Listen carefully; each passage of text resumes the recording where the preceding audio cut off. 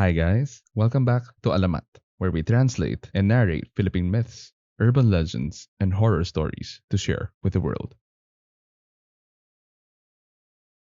Our tale for this week is about what happened to these particular students when they were on summer break. This tale is called The Tiktik by Magnetic Squares. It was supposed to be a regular summer break. I had some time off after a grueling school year at university, and I couldn't wait to just sit around and do nothing. That year, I decided to spend it at my cousin's house. She lives by the beach, so I figured it was a sweet deal to spend my whole summer just basking in the warmth of the sea. Another reason I was staying with her was because she was pregnant and she was all alone in her house for 2 whole months. Her husband was assigned to an overseas trip for 2 months, and it was her first trimester, so I figured I'd be of use if I stayed with her. Me and my cousin Ella were close. Our families were close, and we'd have sleepovers in each other's house. Ella was my best friend, and it stayed that way, even if she was 4 years older than me. So I was really psyched to spend a relaxing summer break with her.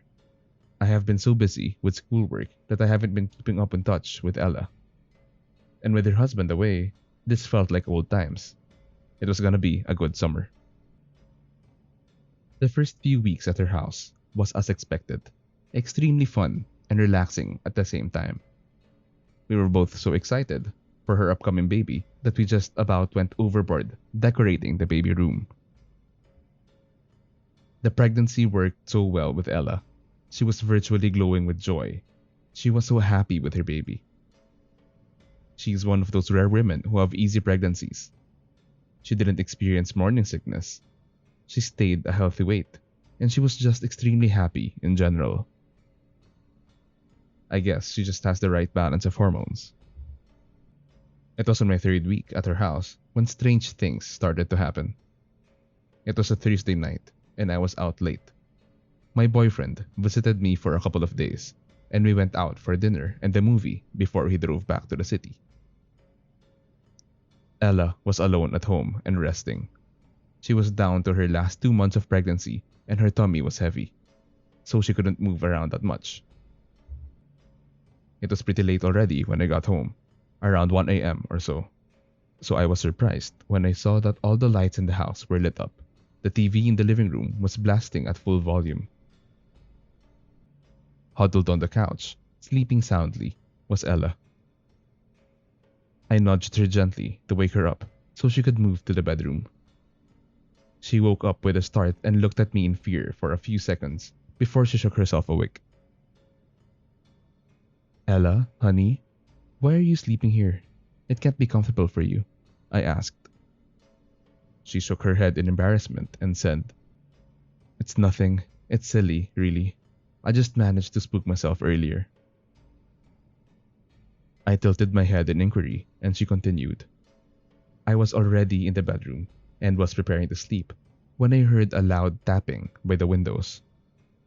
I knew you weren't home yet, so I got spooked, and I turned on every light in the house.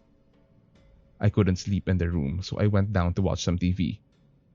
I guess I dozed off eventually, and now I feel stupid. I just smiled at her. Ella was always such a scaredy cat. I told her I'd sleep beside her, so she wouldn't be scared. She looked gratefully at me, and we went upstairs to her room. As we were dozing off, I heard a light tapping by the window. Thinking it was just my mind playing tricks on me, I ignored it at first. The tapping became louder and I looked towards the window. Weird, there weren't any trees beside the bedroom windows, so it couldn't be a stray branch. I didn't want to wake Ella up, so I couldn't stand up and investigate. The tapping sound got louder. I listened closely and realized it wasn't coming from the window. It was actually coming from the ceiling, or most likely the roof. How strange. The tapping faded away eventually, so I finally fell asleep. The next morning, I woke up to find Ella still sleeping soundly beside me. I went down to prepare coffee, and as the coffee grounds were brewing, I saw something weird on the walls of the living room, beside the front door. The house was always so neat and put together that anything out of the ordinary was immediately strange. I walked closer to the wall and saw that they were dark brownish smears, like someone took a broom, dipped it in dark brown paint, and haphazardly smeared it across the walls. I tried rubbing it off the walls and sniffed the stain. It had a faintly metallic smell. With a sense of horror, I realized they were blood smears. I immediately went to the room to check if Ella was okay and if she was bleeding. She was still sleeping soundly, and she didn't have any blood around her. I'm sure she would have told me if she had any bleeding. Refusing to disturb her slumber, I went back down and took photos of the blood smears, then cleaned the walls. I didn't want Ella to see these. I was afraid it would affect her pregnancy, especially since she got so stressed last night. The next few days, I was on the lookout for more of these strange happenings. The tapping sound at night persisted, and I slept beside Ella to make her feel safe, so she could rest. I ended up not getting enough sleep. I was extremely bothered with the bloodstains and the continuous tapping at night. I tried checking if there were birds' nests on the roof, but I don't think there was anything there. Sometimes, while Ella was sleeping soundly, doors would slam inside the house. There weren't any gusts of wind, and I don't make it a habit to leave doors open. One day, I was weeding out Ella's daffodils, and I saw the same blood smears on the walls right by the porch. All of these instances were classic signs that the house was haunted, which was weird because in all the years that I've been coming back to this house, we've never had these experiences with the supernatural. But who knows? Maybe something revealed itself in the years that I was too busy to hang out in this house. I texted Ella's husband to ask him if this was a common occurrence. He said it wasn't, and he immediately asked if everything was okay. So I told him about what's been happening lately and warned him that I haven't discussed this to Ella, so she won't get stressed out. His reply to my narration worried me. He said, "Call me when Ella's in the shower. I need to tell you something." As soon as Ella stepped in the shower, I called him via Skype. He immediately launched into a panic story. "Okay, Patty. Ella's gonna be in the shower for around 30 minutes. So you've got time to discuss this. But I have to tell you, what's happening at the house right now is troubling.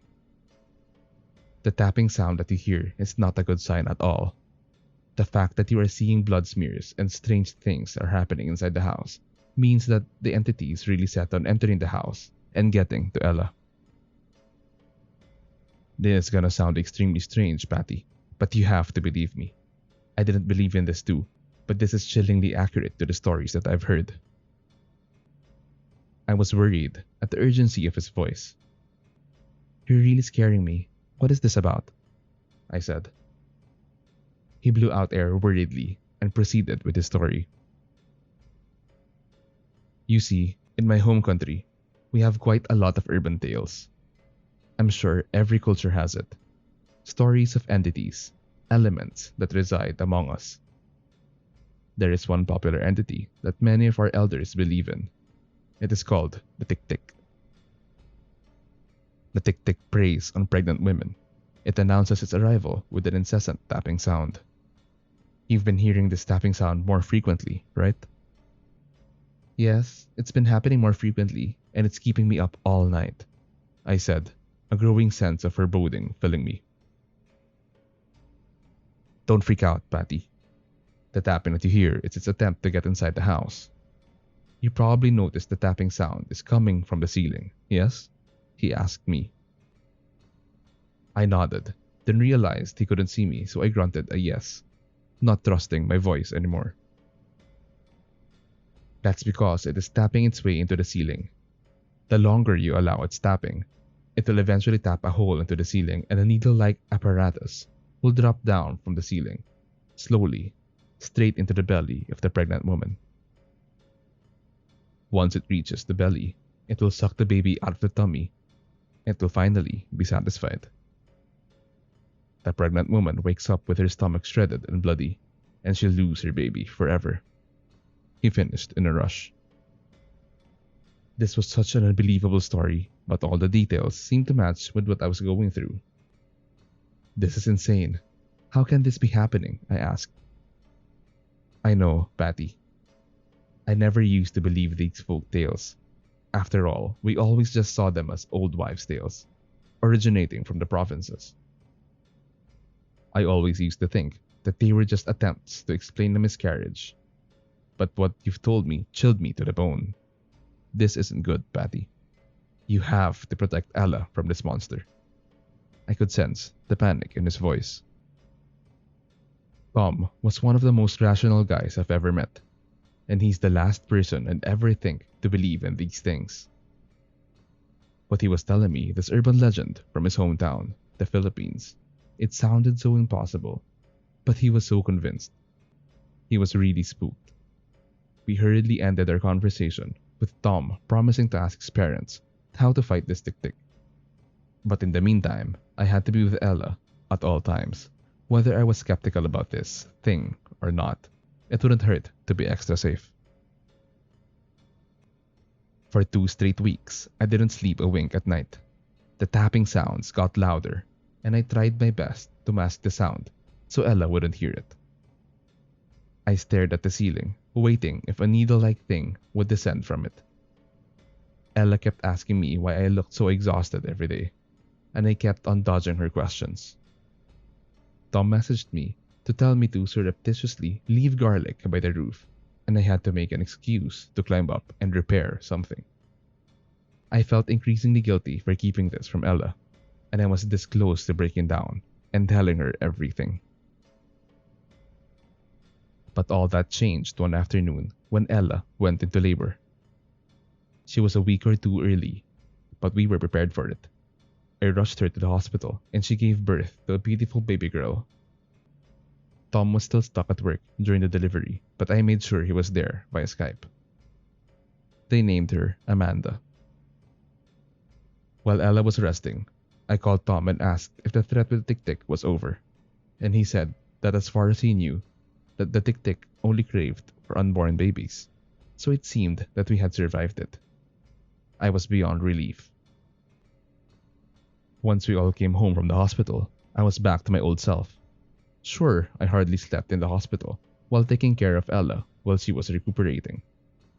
But at least I didn't have the Tiktik to worry about anymore.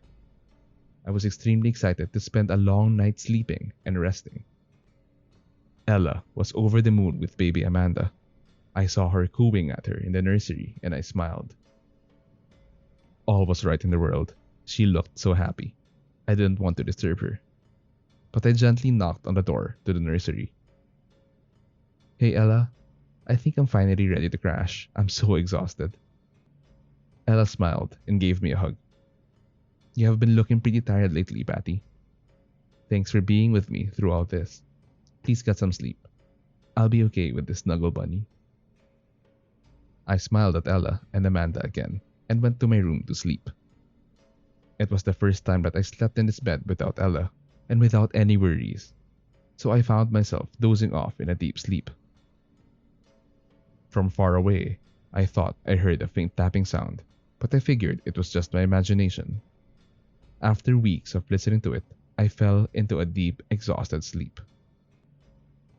I woke up with a start. My head was throbbing. My mouth was dry. I felt like vomiting. I brushed my hair from my face and saw that my fingers had blood in them. I startled. What the hell? Was it a time of the month? Come to think of it, I don't think I've had my period in a while. I felt woozy. I tried to stand to go to the bathroom and check. I sat up and felt a blinding pain in my stomach. I looked down and screamed. My stomach was bloody and it looked like it was slashed open with long, sharp needles. Blood was pouring out of the wounds and I kept screaming. I looked up at the ceiling and there, I saw a puncture hole and smears of blood. I passed out. I'm writing this now in the hospital where Ella took me, immediately after hearing my screams. The doctor said I was 3 months pregnant. I didn't even know that I was pregnant. I lost the baby. The damage to my womb was severe. They cannot explain what happened. They are saying I can never have children again. I cried for days. I couldn't believe it. The Tiktik was after my baby all this time.